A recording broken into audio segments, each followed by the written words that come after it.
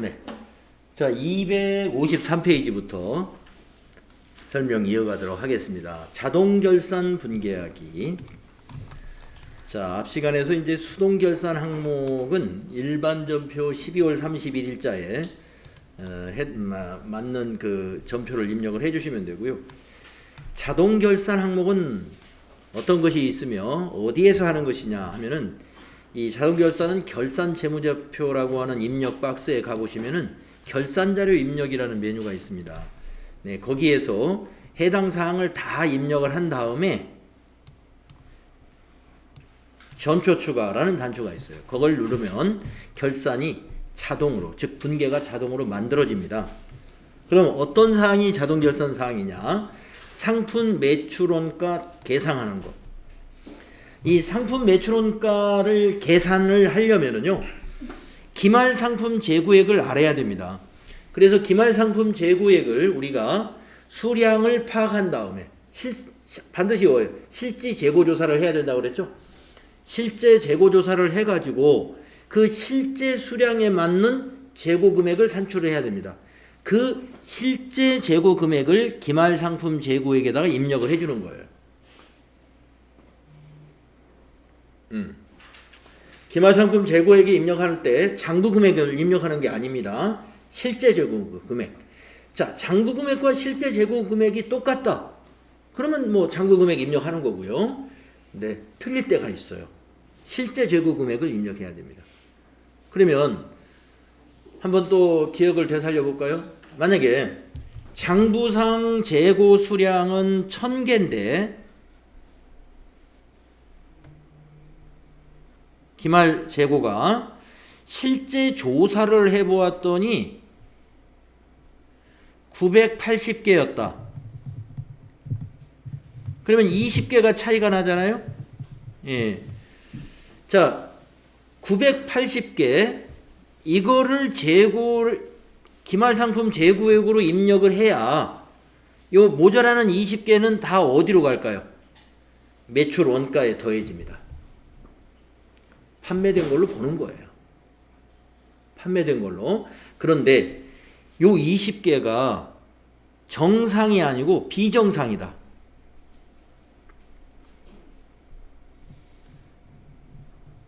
만약에 비정상 감모였다면 이거는 수동 분계를 해야 됩니다. 20개에 대해서. 20개에 대해서. 그러니까 우리 수동 결산에 그거 하나 빠졌네요. 지금 보니까. 뭐 빠진 게 또 있을 수도 있는데 지금 여기 자동 결산에 와 보니까 비정상 감모 손실의 회계 처리가 수동 결산에서 빠져 있네요. 비정상 감모에 대해서는요. 차변에 재고자산 감모 손실, 대변의 상품 이렇게 수동 결산 해줘야 됩니다. 정상 감모는 별도로 분계가 필요 없어요. 왜냐? 아까 말씀드렸죠? 기말 상품 재고액에 실제 조사한 금액으로 입력을 합니다. 그렇기 때문에 자연적으로 재고의 차이가 난 것은 매출원가에 포함이 돼버려요. 매출원가에 가산이 돼버립니다. 근데 아니야, 이건 매출원가가 아니야 한 건 뭐예요? 비정상 감모. 도난을 맞았다든가 관리를 소홀히 해가지고 부패가 되었다든가 이런 것들은 관리 소홀 이런 것들이 이제 비정상인 겁니다. 비정상 감모는 영업의 비용으로 처리해야 됩니다. 그게 원칙이에요. 그것은 차변에 재고자산 감모 손실, 대변에 상품 해가지고 상품의 적요에다가 타계정 대체 넣어줘야 돼요. 적요번호 8번. 타계정 대체. 네, 그 부분.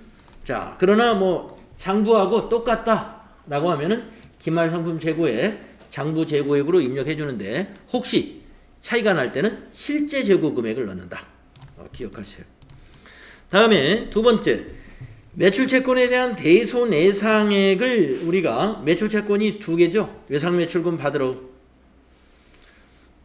대손해상액을 계산을 해야 됩니다.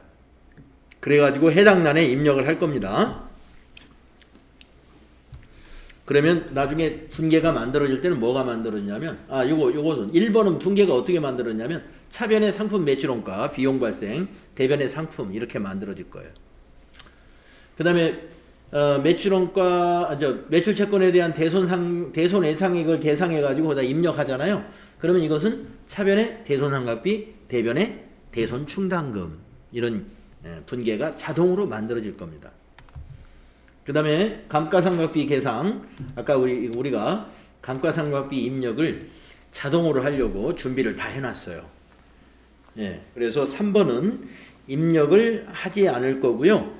메뉴를 이용해서 자동 입력할 거고, 자동 입력하는 것을 우리가 눈으로 확인만 한 다음에 전표 추가하게 되면은 차변이 감가상각비, 대변이 감가상각 누계액인데, 감가상각 누계액은 세 가지: 건물, 차량 운반구, 비품, 이렇게 나누어진다는 거죠. 그 다음에 퇴직급여의 계상, 퇴직금 전입액에다가 퇴직금 추계액을 갖다 입력하면 돼요. 퇴직급여 전입액이라는 란에다가 우리 회사의 직원이 전부 퇴직한다면 퇴직금이 얼마인가, 이것을 부채로 인식해야 되거든요. 그래서 퇴직급여 란에다가 입력을 해가지고 전표 추가를 하게 되면 차변이 퇴직급여, 대변이 퇴직급여 충당 부채, 이게 만들어질 거예요. 그 다음에 5번째, 기타 채권에 대한 대손 예상액 계상. 네, 아까 매출 채권에 대한 대손 예상액도 있을 수 있지만 기타 채권, 거래처에 빌려준 것들, 아니면 계약금으로 선급금, 계약금을 줬는데 그 계약금 받은 회사가 금방 내일 모레 쓰러질 것 같아요. 그러면 계약금 돌려받을 방법도 없죠. 그런 것들이 바로 기타 채권에 대한 대손 예상입니다. 그래서 대여금이나 선급금에 대해서도 결산 때 대손이 예상된다면은 이건 기타의 대손상각비죠. 기타의 대손상각비로 비용 처리하면서 거기에 대한 대손 충당금을 설정할 수 있습니다. 기타의 대손상각비. 또 법인세. 네, 법인세. 우리가 법인세 세무 조정을 해야 최종적으로 법인세가 확정이 되지만, 일단 결산 시점에도 법인세가 예상이 됩니다. 그 결산한 법인세 예상액을 입력을 할 거예요. 이때 선납세금 있었으면 선납세금으로 법인세 정리한 것은 뺀 나머지 금액을 입력하는 거, 나중에 실습할 때 여러분 아시게 될 겁니다. 자, 이러한 사항을 자동 결산합니다.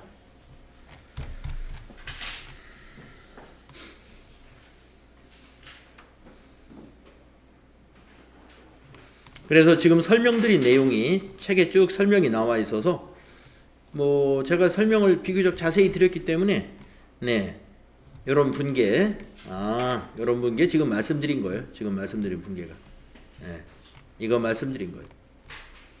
자, 그래서 바로 수행 내용을 해도 괜찮을 것 같아요. 수행 내용.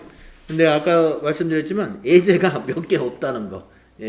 우리가 앞에서 수동결산 사항이 이런 거 있다 하고 쭉 굉장히 많은 사례들을 봤는데, 3일 패션의 결산 문제가 보니까 다 5개밖에 없어요. 사례는 굉장히 많았는데, 그래서 나중에 보니까요, 여기 3일 패션 말고 뒤에 다른 회사 또 예제가 있거든요. 거기에 더 많이 나오는 회사가 있습니다. 그때 또 다시 추가적인 거 여러분 알아두시면 되고요. 또 모의고사나 기출문제를 통해서도 여러분이 아시게 될 겁니다. 자, 수행 1번부터 5번까지 보는데 순서가 뭐냐면 수동결산을 먼저 하고 나서 자동결산을 해야 되거든요. 그러면 이게 결산 정리사항을 쭉 보고서 수동결산을 한번 체크해 보겠습니다. 수행 1번 소모품 정리하는 거네요. 요거 수동결산.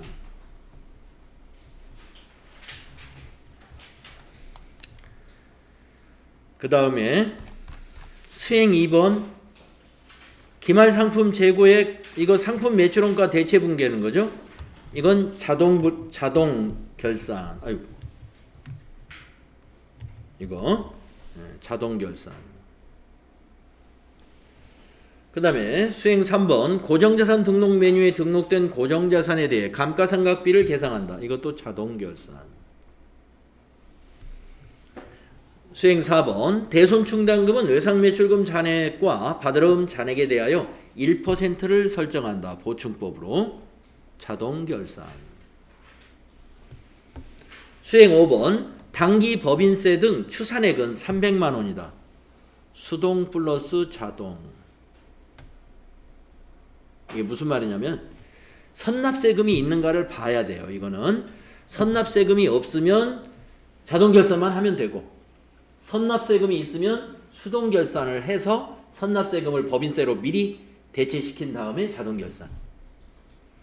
자, 그러면 자, 수동결산이 정확한 거는 1번 하나, 그리고 수동결산이 있을 수 있는 것은 수행 5번. 네, 그래서 먼저 수행 5번 그리고 하나 수행 4번은 가불 여기 1%라고만 했으니까 1% 계산 계산을 가서 해봐야 됩니다. 그래서 수행 4번도 함께 준비하겠습니다. 자, 그러면 먼저 1번을 먼저 일단 해놓죠. 수동결산이고. 자, 소모품 구입 시 전액 소모품비로 처리했답니다. 결산 시 미사용분을 자산으로 계상하고 있다. 결산일 현재 미사용액이 4만 원에 대해 자산으로 계상하시오. 너무 친절하게 잘 알려줬습니다. 그러니까 4만 원을 자산으로 계상하라. 그러니까 차변이 소모품이란 얘기예요. 소모품이 자산입니다. 대변은 소모품 B입니다.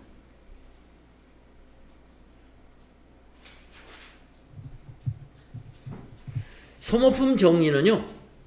차변이 소모품이면 대변의 소모품 B. 차변이 소모품 B면 대변은 소모품. 네. 그러니까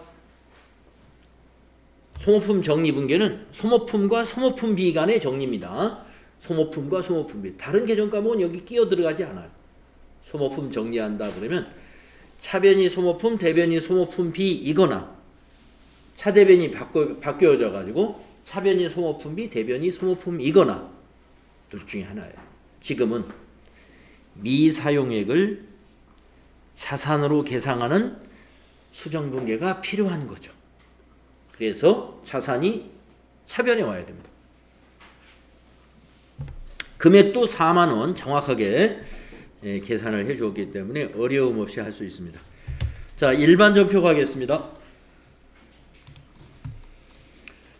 일반 전표 입력 12월 31일로 날짜 입력해 주시고 3번 차변의 소모 172번 소모품 4만 원. 대변의 소모품비 830번 쓰셔야 돼요. 830번 소모품비 4만 원. 네.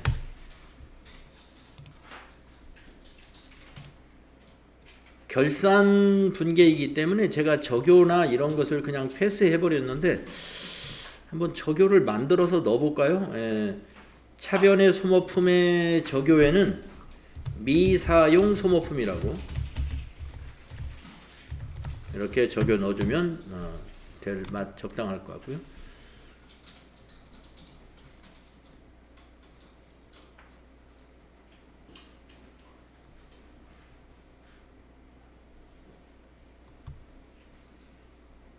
네, 여기 밑에 적요도 엔터 쳐가지고 위에 거 복사하면 뭐 무난할 것 같습니다. 미사용 소모품. 결산 때 대체시키는 겁니다. 자, 그 다음에 아까 법인세가 선납세금이 있으면 수동결산이 있을 수도 있다고 그랬죠. 자, 그러면 그걸 확인을 어디서 하느냐?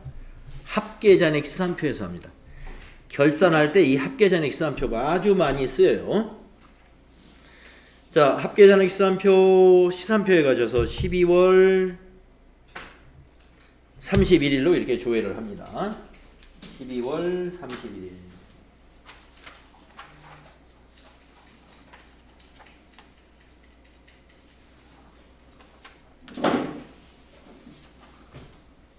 조회하죠. 자, 그래가지고 선납세금이 만약에 잔액이 있다면 당좌자산 안에 있어요. 선납세금은 당좌자산이기 때문에 예, 당좌자산 아래쪽에 있을 수 있는데 네, 없죠. 없습니다.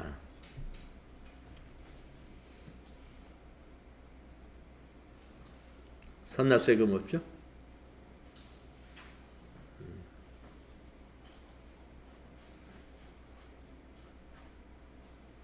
그래서 법인세 관련된 수동분계는 없는 것입니다. 할 필요가 없는 것이다. 자, 그 다음에 일로 왔기 때문에 우리가 이제 자동결산의 대손충당금은 외상매출금과 받으러움 잔액에 대하여 1%를 설정하기로 하잖아요. 그러면 그걸 계산을 여기서 해요. 자, 외상매출금의 잔액 확인하시고 외상매출금의 잔액은 현재 얼마입니까? 2,926만 5천원. 예, 저도 그래요.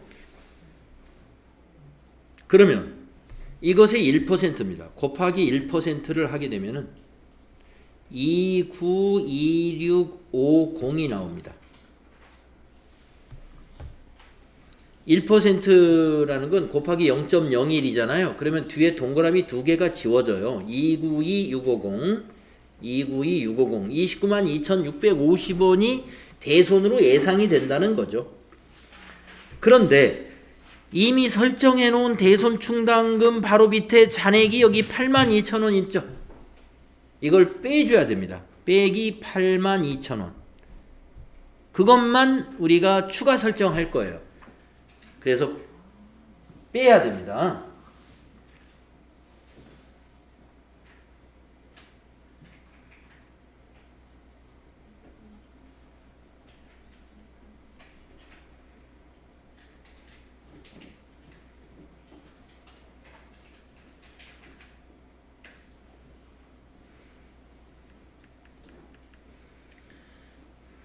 그래서 계산기를 가지고 292650 마이너스 82000 하게 되면은 210650 나오나요?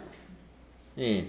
거기다 이제 그 교재에다가 메모를 해 두겠습니다. 210650 외상매출금의 입력, 외상매출금에 대한 대손충당금 입력할 곳이 금액이 210650이다 하나 메모해 줬고 요 숫자. 그 다음에 받으러움. 받으러움의 잔액을 확인합니다. 여기에 1% 곱하기 1% 하시게 되면은 이만큼이 나오겠죠. 35,000원. 자, 대손충당금이 24,000원 있네요. 마이너스 24,000원. 그러면 보충할 금액은 11,000원이네요. 11,000원을 또 메모해 둡니다.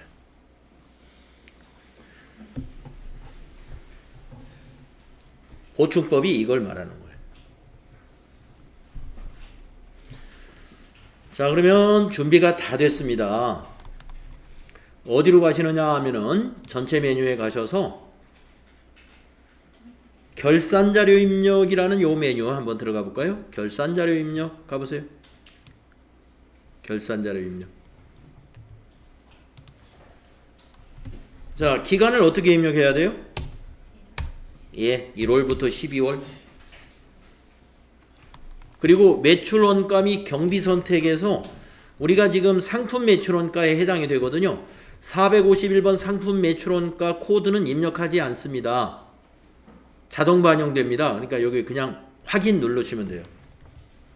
우리가 상품 매출원가니까. 그러면 이게 자동 반영되는 양식이 나타납니다. 여기서부터 우리가 지금 입력할 거 별로 많지 않은데 어디다 어느 셀에 자료를 입력해야 되는지를 제가 알려드릴게요. 엔터로 내려가 보세요. 천천히. 자, 이렇게 긴 막대기는 입력하는 항목이 아닙니다. 엔터로 내려가다 보면 셀 속으로 커서가 딱 들어가는 항목이 있어요. 이런 항목. 이런 항목에 데이터를 넣어주는 거예요.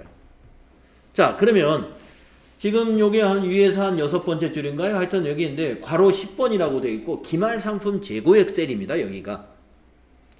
기말 상품 재고액의 결산 입력 사항을 여기다 입력해라 이 말인데 이게 바로 기말 상품 재고액을 여기다 입력해라. 이거는 어떻게 해서 입력하는 거냐면은 실지 재고 조사를 한 거를 입력하는 거예요. 그래서 우리가 재고 조사 하니까 재고 조사 실시한 결과 2천만 원이다 그랬죠. 여기다 2천만 원 입력하는 거예요. 20 플러스 2번 엔터. 자, 긴 막대에서는 입력하는 게 아니에요. 자, 엔터로 또 내려가 보십니다. 이런 거 그냥 보여주는 거예요. 아, 여기서 작아지죠? 퇴직급여 전입액. 퇴직급여 전입액은 뭐냐면 퇴직금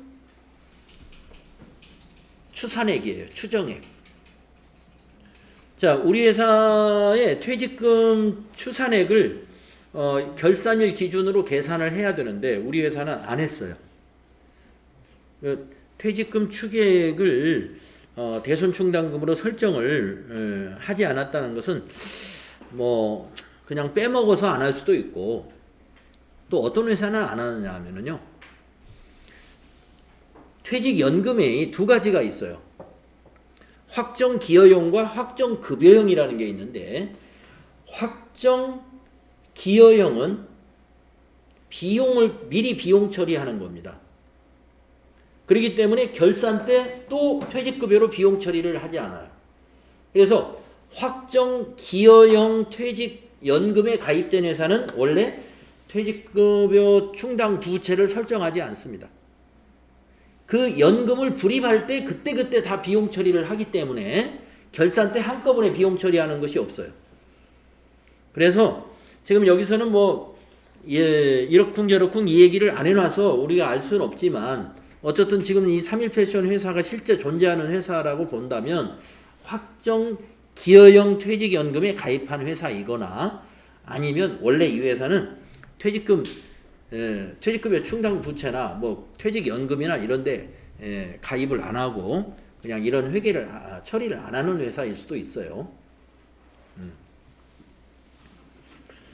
우리가 회계 처리를 안 하면 유용한 회계 정보는 아닌 거죠. 유용한 회계 정보를 이게 문제가 될 수 있어요. 왜 이런 거 부채로 인식을 하지 않았느냐? 아니 우리는 퇴직연금에 가입이 됐다. 퇴직연금 중에 확정 기여형에 가입되어 있다. 그러면 확정 기여형에 불입한 내역이 있습니다. 그것으로 그 부분은 이미 손익계산서에 가면 퇴직급여가 다 들어있어요. 불이백을 입력할 때 비용 처리했기 때문에. 자, 어쨌든 이거는 입력할 자료가 없는 것이고요. 엔터로 내려가면 퇴직연금 충당금 전입액, 퇴직연금에 대한 전입액인데 이것도 데이터가 없으니까 지나가시고. 자, 쭉 내려가면 감가상각비에 건물, 차량 운반금, 비품이 나오죠. 여기를 입력을 자동으로 할 수가 있어요. 우리가 앞 시간에 준비해 놓은 작업이 있기 때문에 월별 감가상각비 계상을 해놨죠. 그래서 어떻게 하느냐면 기능모음이라는 메뉴 여기 있죠. 클릭해 보세요. 거기에 메뉴가 몇 개 없습니다. 그 중에 감가상각 반영이라는 메뉴 클릭해 보세요. 그러면 유형자산에 건물, 차량, 비품 우리가 계산해 놓은 게 여기 딱 준비가 되어 있습니다. 만약에 무형자산도 있었다면 무형자산 탭에도 보면 나타나 있어요. 근데 우리 무형자산은 없었어요. 그래서 유형자산 탭에만 어떤 숫자가 반영이 되어 있는데 여기서 이 밑에 이 단추를 한번 누르면 이 자리에 입력이 자동으로 됩니다. 결산 반영 확인. 네. 아까 이 숫자 기억나시죠? 250, 36, 33, 333, 5, 632 이런 숫자들. 네, 그 숫자가 여기 자동으로 들어가요. 그러니까 어디 메모했다가 적고 이렇게 안 해도 된다는 거죠. 자, 엔터로 가면은 또 여기서 이렇게 쏙 들어가죠. 여기가 입력하는 곳이다 이거예요. 외상 매출금에 대한 대손상각. 아까 메모해 놓은 숫자 210650 입력하시고 엔터. 받으러 거기에다가 11000 선급금에 대한 대손은 없었어요. 대손해상액은. 그러면 영업이익이 이렇게 계산되면서 나옵니다. 그러면 영업의 수익은 어떻게 되고 영업의 비용이 또 이렇게 있었어요. 뭐 없었네요. 조감법상의 특별상각 이런 내용 없었죠. 조감법이라는 것은 우리가 약어인데 조세감면 특별법이라고 하는 법이 있어요. 예를 들어서 수도권에 있는 기업이 저쪽 호남지방이라든가 경상도지방이라든가 남쪽으로 수도권에서 멀리 이전을 하게 되면은 국토균형발전법이라든가 다른 어떤 특별법에 의해서 법인들의 세금을 특별히 더 혜택을 주는 그런 제도가 있습니다. 그러면은 이런 이전하면서 새로운 거기 투자를 같은 걸 하잖아요. 건물을 새로 짓는다든가 거기에서 더 많은 비용을 인정해 주는 그런 제도인데 거기에 해당된다면 여기다 입력하는 거죠. 없습니다. 그러면 이제 법인세 차감전 이익 50634 계산됐고요. 법인세를 여기다 입력하면 돼요. 법인세 계상란에다가 우리 회사 예상되는 법인세가 300만 원이래. 그럼 여기다가 300만 원. 3 플러스 엔터. 자, 결산자료 입력은 저 위에서부터 이렇게 셀이 쏙쏙 들어가는 항목에 입력을 하는 겁니다. 해당되는 반만. 해당되는 자료 없는 건 그냥 건너뛰시고. 실제 시험에서는요. 여기서 딱 하나만 입력하도록 나와요. 한 문제. 그러니까 실제 시험에서는 여기서 한 문제만 입력할 거예요. 입력하고서 마무리를 이걸로 꼭 해야 됩니다. 전표 추가를 안 하면 전표가 안 만들어져요. 전표 추가하게 되면은 일반 전표로 전표가 다 넘어가요. 전표 추가한 다음에 어떤 전표가 넘어왔는지 보도록 하겠습니다. 자, 전표 추가 누르시고 결산분계를 일반 전표에 추가하시겠습니까? 하면은 예 하시고 완료되었습니다. 그러면 확인하시면 됩니다. 자, 결산자료 입력은 이제 마치셔도 닫으셔도 되고요. 일반 전표에 오셔가지고 조금 전에 소모품 정리하는 전표가 12월 31일 1번 전표입니다. 자, 위에서 조회라는 단추 한번 눌러보겠습니다. 조회를 누르면 12월 31일 날짜로 다시 조회가 되는데 전표가 2번, 3번, 4번, 5번 이렇게 전표가 늘어났네요. 이 2번부터 5번까지가 지금 방금 결산자료 입력에서 자동 분계된 전표입니다. 그래서 보시게 되면 2번 전표가 여기 조회 눌러야 이게 보여요. 조회 눌러야. 2번 전표가 상품 매출원가 대체 분괴예요. 상품 매출원가 차변이죠. 비용이니까 4,350만 원. 대변 상품. 그런데 적요가 상품 매출원가 대체라는 적요죠. 자산 감소. 상품을 매출원가라는 비용으로 대체시키는 분괴는 언제 한다? 결산 때 한 번밖에 하지 않는다. 그러니까 여러분이 평소에 이렇게 분괴할 때 상품 판매한 것만 계속 수익만 발생시키죠. 상품 매출, 상품 매출, 상품 매출. 그러면 도대체 비용은 언제 발생시키는 거야? 결산 때 한 번. 결산 때 한 번 매출원가 비용 한꺼번에 쫙 재고 파악해가지고 재고 뺀 나머지는 다 매출원가. 근데 다는 아니에요. 타계정 대체된 것들 다 정리해야죠. 판매 안 일어나고 아까처럼 재고자산 감모 손실 비정상적인 게 있대든가 뭐 이런 것들 타계정 대체된 걸 정리해야죠. 자, 그 다음 감가상각비. 차변의 감가상각비. 대변의 감가상각 누계액 203번 건물에 대한 감가상각 누계액 209번 차량 운반부에 대한 감가상각 누계. 213번 비품에 대한 감가상각 누계. 대손상각비 차변에 하나는 두 개가 합쳐진 거죠. 판매관리비니까. 근데 109번은 대손충당금은 외상매출금에 대한 대손충당금. 111번은 받으러움에 대한 대손충당금. 차감 계정은 나누어집니다. 각각 세부적으로. 그리고 마지막에 300만 원 입력했던 거 차변의 법인세. 대변에 법인세는 3월 말에 법인세 세무조정을 해가지고 최종 결정된 법인세를 납부하게 돼요. 그때까지는 미지급세금. 우리 부가가치세 정리할 때 미지급세금으로 정리하는 것과 원리가 같습니다. 법인세를 12월 31일 날 납부하는 게 아니에요. 그래서 예정되는 법인세를 일단 미지급세금으로 부채로 인식해 두는 거죠.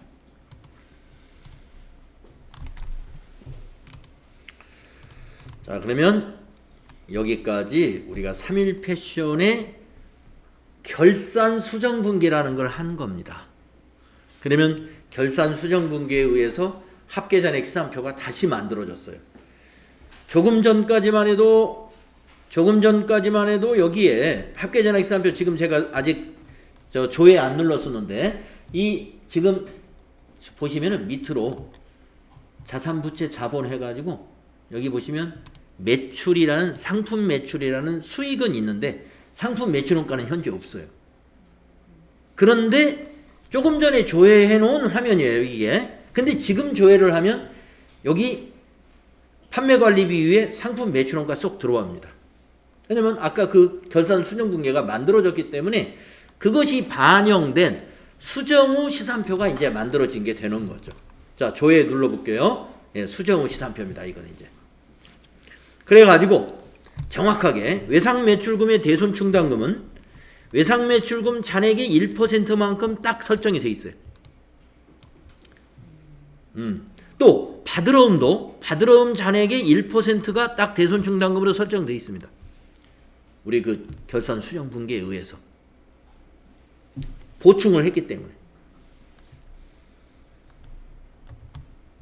그리고 상품이 그동안 매입을 했을 때 전부 차변에만 왔었는데 대변에 4,350만 원이 감소가 됐어요.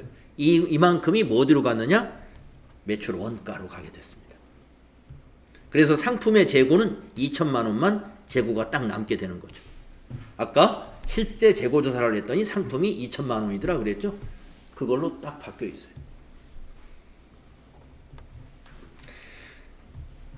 자, 미지급세금 300만 원 잡혀 있죠.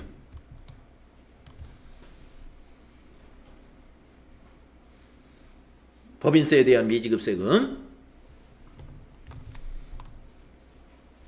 그리고 아까 상품 매출이라는 수익만 있었는데 지금 조회를 다시 해서 수정 후 시산표를 보게 되면 이제 비용에 4,350만 원이라는 상품 매출원가라는 비용이 이때 또 추가가 되어 있습니다. 그 외에 감가상각비라든가 대손상각비도 지금 결산이 끝난 다음에 이게 들어오게 된 거예요. 조금 결산 분계 전에는 이게 없었어요. 자, 그 다음에 우리가 이제 손익계정을 마감하게 되면은 여러분 손익계정이라는 건 뭐냐면 손익계정을 마감한다는 것은 수익을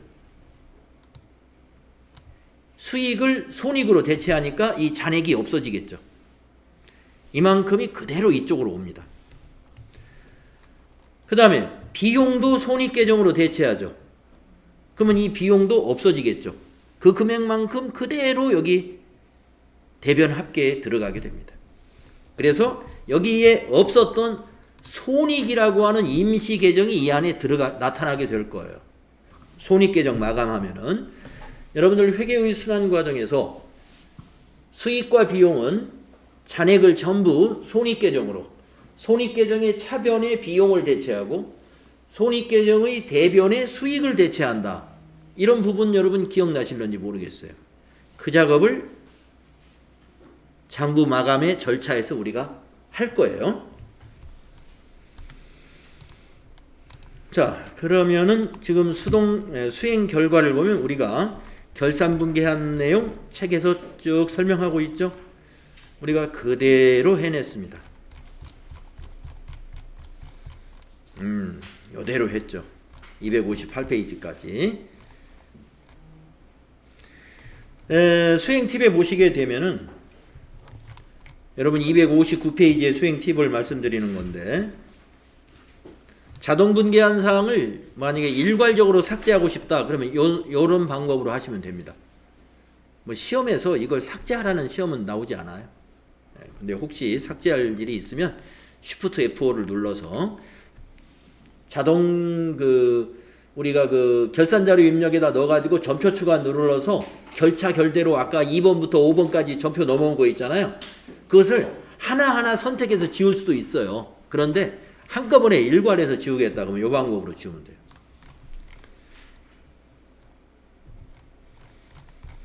자, 이제 장부 마감을 해보겠습니다. 장부 마감을 천천히 하는 게 좋겠죠. 그래서 일단은 여기까지, 네, 여기까지만 이 시간에 수업을 끊고 다음 시간에 여기 제2절 장부 마감부터 다음 시간에 설명하는 게 좋을 것 같습니다. 네, 또 쉬었다가 하겠습니다.